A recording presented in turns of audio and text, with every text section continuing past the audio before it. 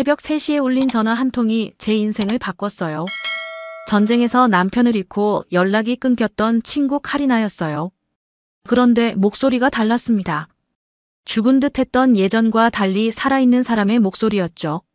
나 한국에 있어. 여긴 달라. 사람들이 살아있어.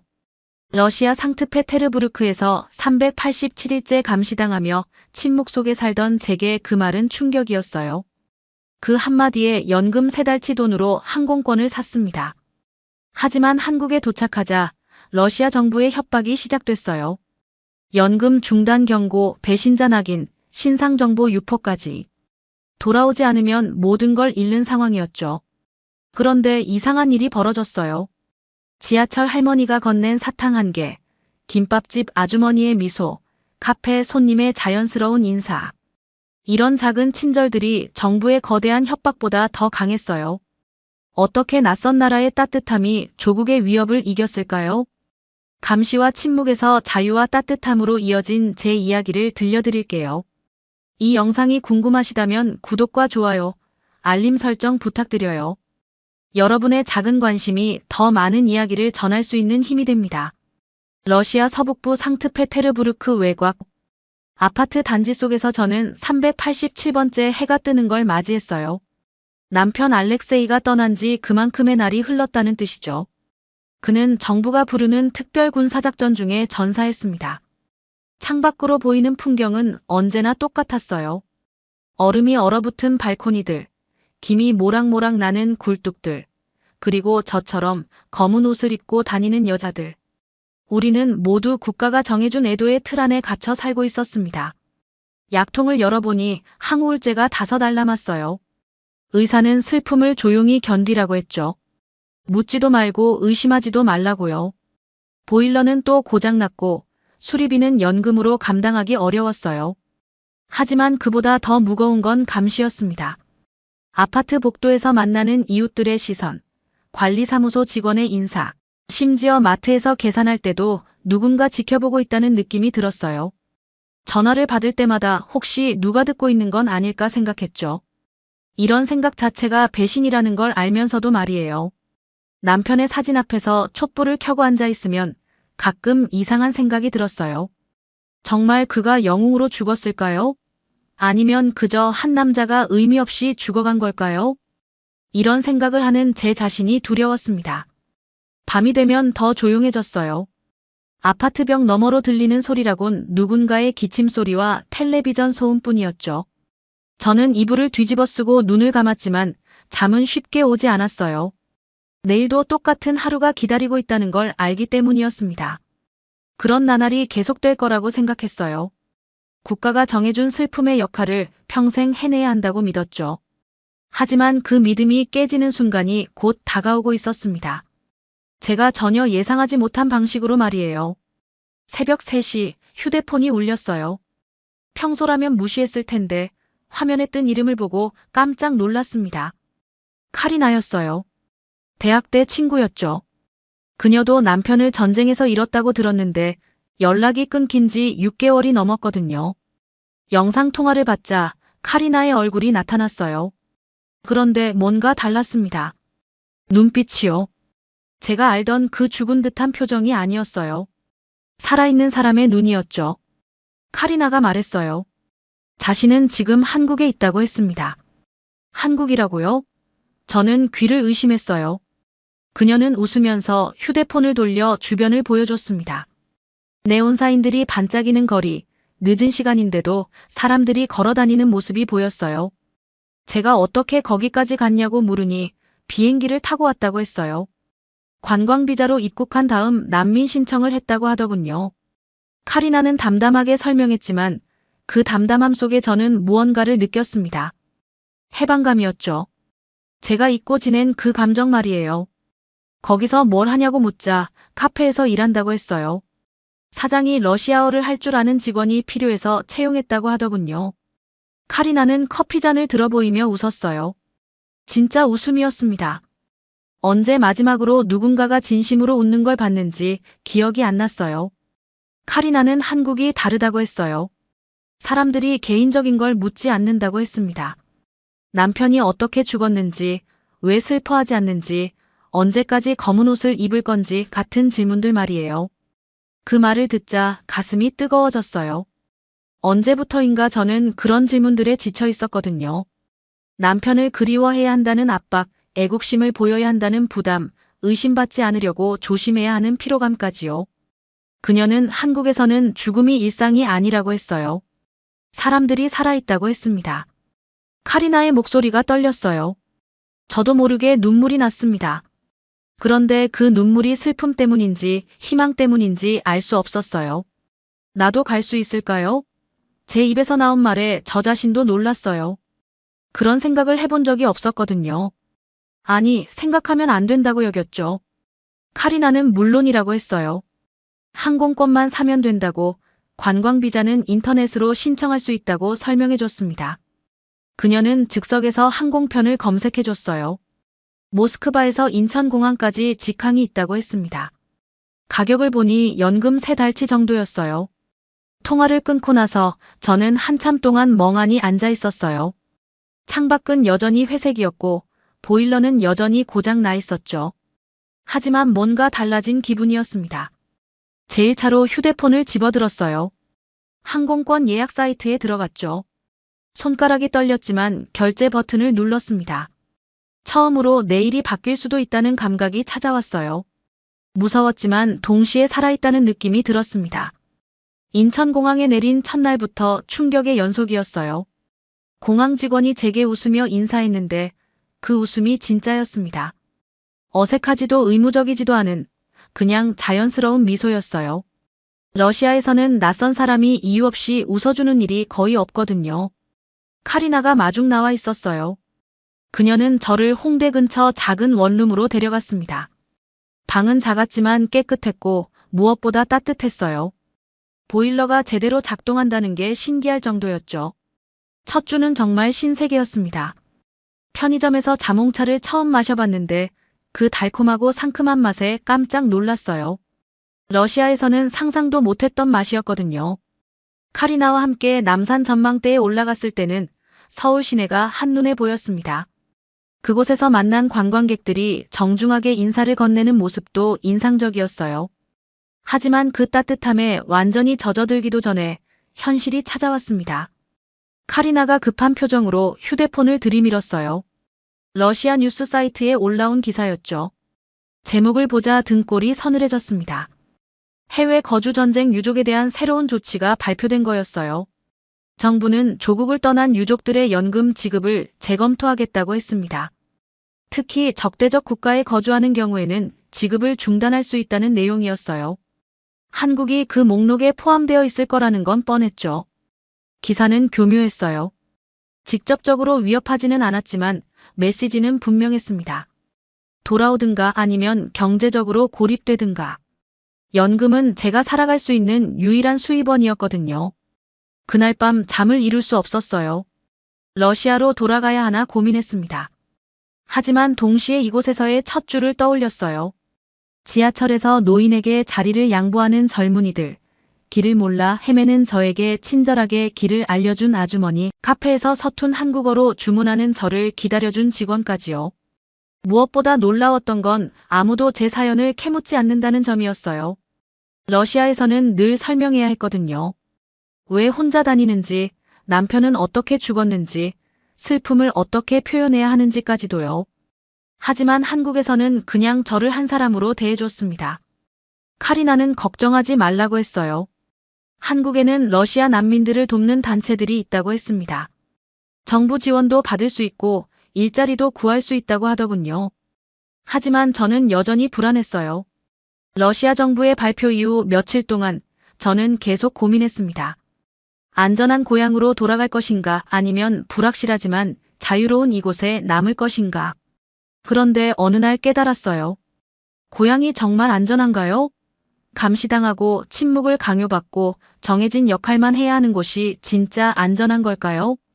제3주차가 되자 결심이 섰어요. 러시아 정부가 연금을 끊는다면 그렇게 하라고 생각했습니다. 대신 저는 여기서 제 삶을 찾아보기로 했어요. 처음으로 제가 원하는 걸 선택해보기로 한 거죠. 한국에 온 지 한 달이 지나자 러시아 언론에서 저희 같은 여성들을 다루기 시작했어요. 조국 배신자라는 단어가 자주 등장했습니다. 뉴스에서는 해외로 떠난 전쟁 미망인들을 인터뷰했는데 그 내용들이 악의적으로 편집되어 있었어요. 한 여성이 새로운 삶에 대한 희망을 이야기한 부분은 잘려나가고 고국에 대한 그리움을 표현한 몇 초만 반복 재생되었습니다. 댓글창은 증오로 가득했어요. 매국노, 배신자, 남편의 죽음을 모독하는 여자라는 말들이 쏟아졌죠. 가장 충격적이었던 건 제 이름이 그 목록에 올라갔다는 거였어요. 누군가 제 신상 정보를 인터넷에 올렸고 제가 한국에 있다는 사실까지 퍼져 있었습니다. 어떻게 알았는지는 모르겠지만 러시아의 감시망이 국경을 넘어서까지 작동하고 있다는 걸 깨달았어요. 그런 와중에 어머니로부터 전화가 왔습니다. 목소리가 떨리고 있었어요. 이웃들이 수군거린다고 했습니다. 정부 관리들도 집에 다녀갔다고 하더군요.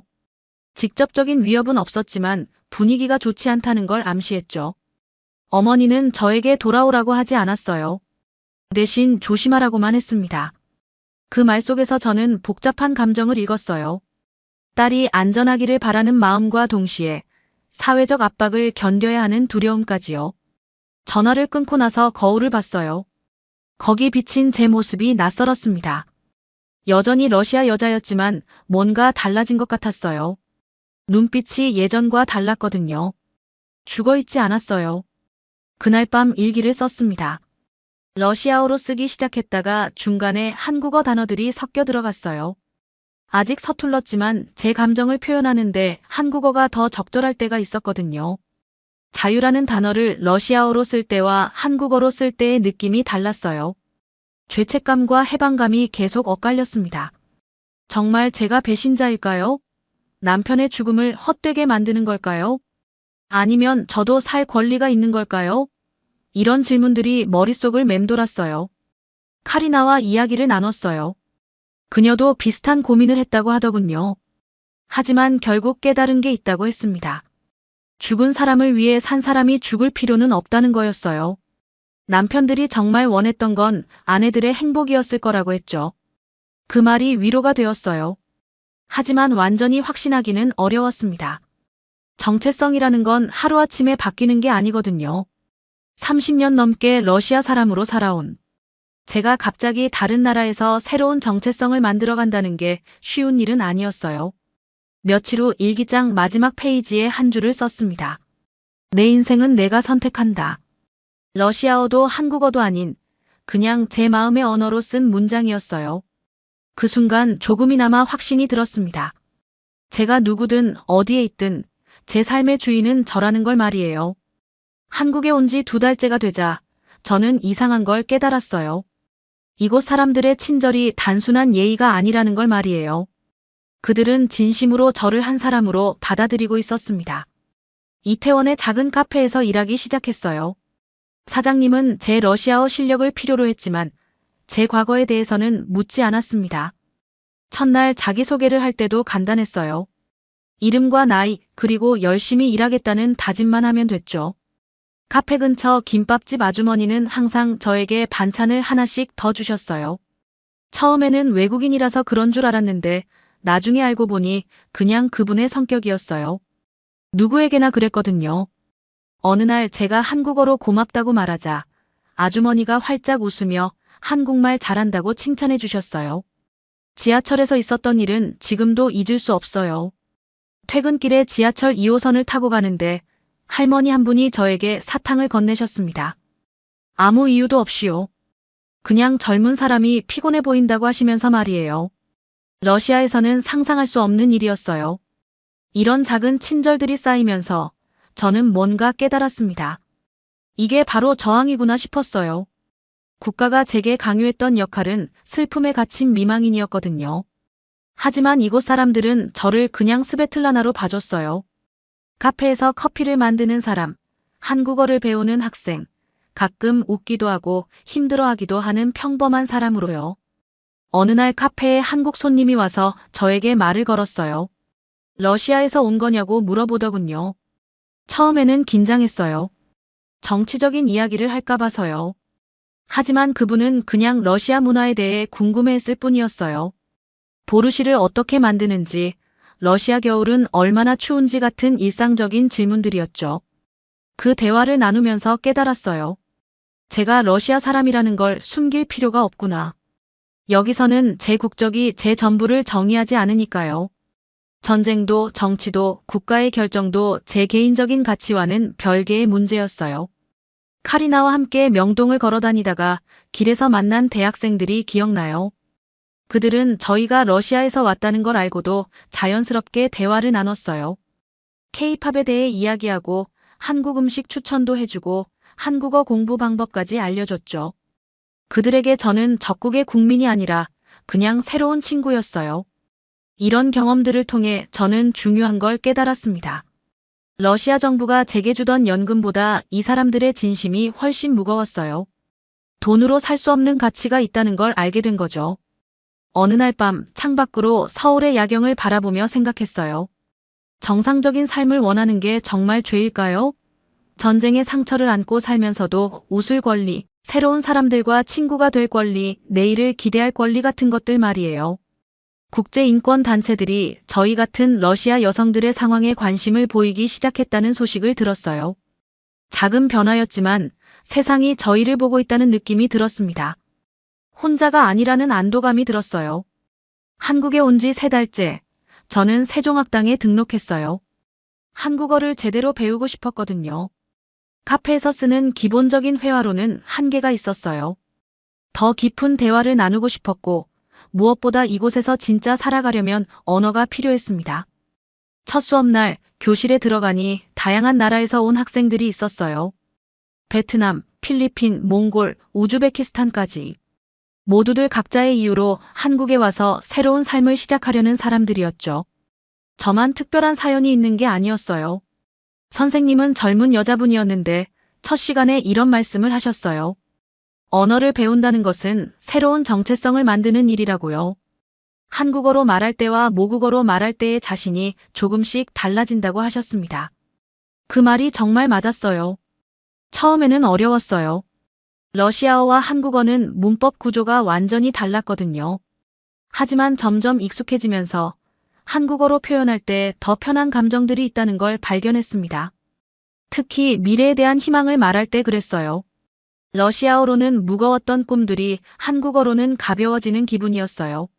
수업에서 만난 몽골 친구 볼드가 저에게 말했어요. 자기는 한국어를 배우면서 과거의 상처들을 털어낼 수 있었다고 하더군요. 새로운 언어로 자기 이야기를 다시 쓰는 기분이라고 했습니다.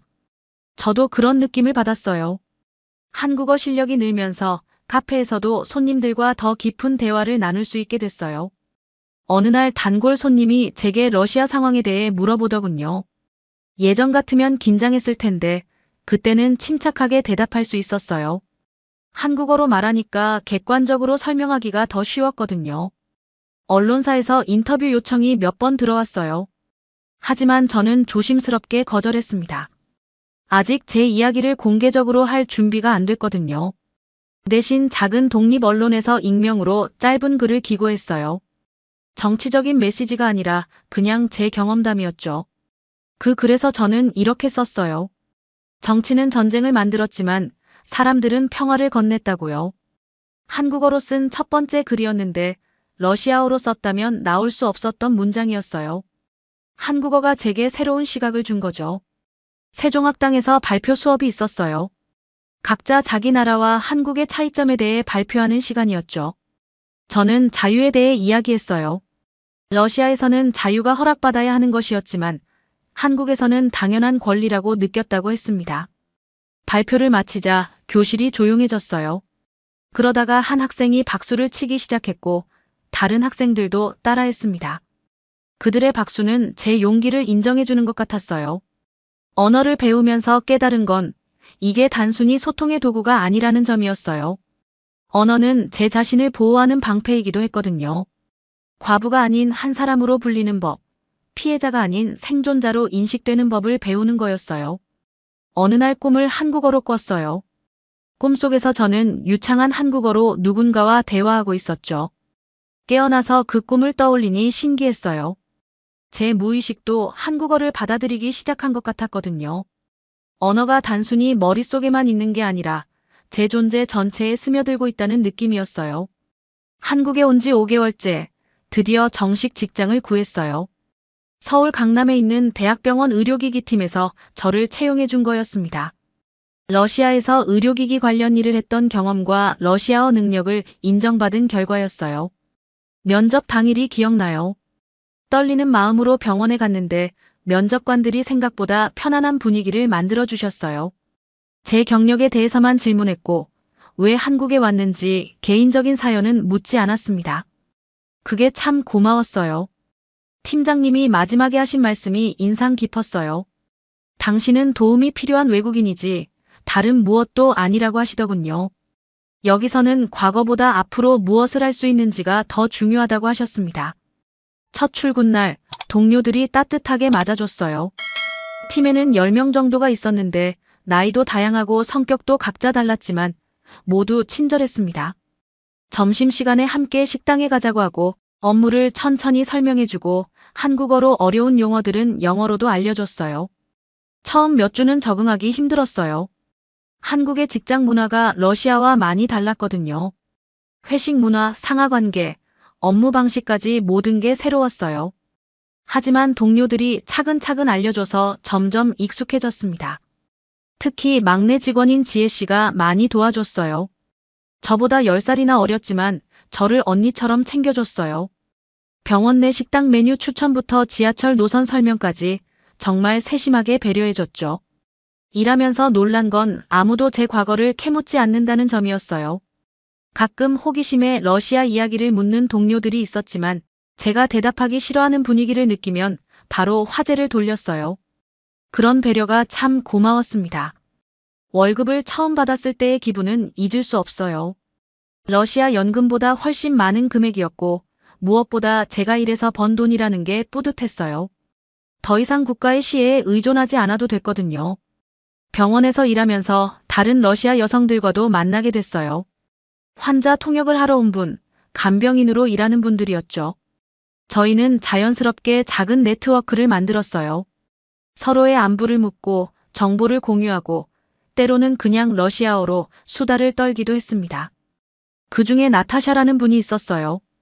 저보다 먼저 한국에 온 분이었는데 한국 생활의 선배 같은 역할을 해주셨어요. 어떤 병원이 러시아 환자를 많이 받는지, 어디서 러시아 식품을 살 수 있는지, 비자 연장은 어떻게 하는지 같은 실용적인 정보들을 알려줬죠. 저희는 월 1회씩 만나서 차를 마시며 이야기하는 모임을 만들었어요. 공식적인 단체는 아니었지만 서로를 보호하는 작은 울타리 같은 역할을 했습니다. 누군가 어려움에 처하면 도와주고 좋은 일이 있으면 함께 기뻐해주고요. 어느 날 지혜 씨가 제게 물어봤어요. 한국 생활이 어떠냐고요?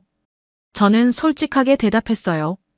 처음에는 무서웠지만 이제는 안전하다고 느낀다고 했습니다. 여기서는 누구도 제가 어떤 선택을 해야 하는지 강요하지 않는다고요. 팀장님도 가끔 제 상황을 걱정해 주셨어요. 혹시 어려운 일이 있으면 언제든 말하라고 하시더군요. 회사 차원에서도 외국인 직원들을 위한 지원 제도가 잘 되어 있었어요. 법무팀에서 비자 문제를 도와주고 인사팀에서는 한국어 교육비를 지원해줬습니다. 반년 정도 일하고 나니 확실히 달라진 게 느껴졌어요. 더 이상 하루하루 버티는 기분이 아니라 미래를 계획할 수 있게 된 거죠. 아파트 전세 계약도 생각해보고 한국어 고급반 수강도 계획했어요. 무엇보다 제가 이곳 사회의 일원이 되어가고 있다는 실감이 들었습니다. 한국에 온 지 8개월이 지난 지금 저는 매일 밤 일기를 써요. 오늘도 펜을 들고 빈 페이지를 바라보며 생각해봅니다. 정말 많은 게 바뀌었구나 싶어요. 러시아는 여전히 돌아오라고 협박해요. 최근에도 해외 거주 유족들의 시민권 박탈에 대한 법안이 논의되고 있다는 소식을 들었어요. 제 이름이 여전히 인터넷 명단에 올라 있고 가끔 이상한 메시지들이 오기도 해요. 하지만 예전처럼 두렵지는 않아요. 왜냐하면 한국이 저를 품어주고 있거든요. 말로 설명하지 않아도, 법으로 명시하지 않아도 그냥 일상 속에서 자연스럽게요. 오늘 아침에도 지하철에서 할머니 한 분이 제게 자리를 양보하겠다고 하시더군요. 외국인인 제가 더 힘들 거라고 생각하셨나 봐요. 정중히 사양했지만 그 마음이 얼마나 따뜻했는지 몰라요. 병원에서도 이제 완전히 팀의 일원이 됐어요. 어제는 동료들이 제 생일을 챙겨줬어요. 러시아에서는 생일이 그냥 나이 1살 더 먹는 날이었는데 여기서는 축하받을 일이 되었어요. 케이크를 자르면서 소원을 빌라고 하더군요. 저는 조용히 빌었어요. 이 평범한 일상이 계속되기를요. 한국어 실력도 많이 늘었어요. 이제는 꿈도 한국어로 꿔요. 어젯밤 꿈에서 저는 한국어로 누군가에게 제 꿈을 설명하고 있었어요. 작은 카페를 운영하는 꿈이었는데 러시아와 한국 음식을 함께 파는 곳이었죠. 깨어나서 그 꿈을 떠올리니 정말 실현 가능할 것 같았어요. 러시아 친구들과도 가끔 연락해요. 하지만 대화 내용이 예전과 달라졌어요.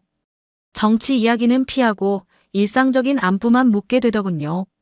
그들은 여전히 그 무거운 현실 속에서 살고 있고 저는 이제 다른 세상에 있으니까요.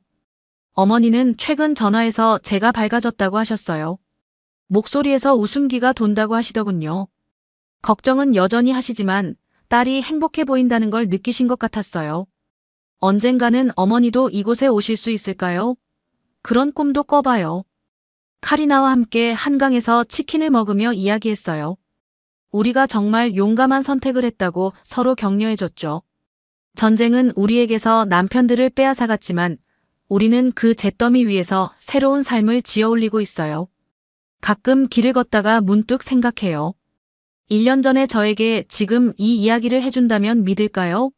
아마 믿지 못했을 거예요. 그때의 저는 변화를 상상조차 할 수 없었거든요.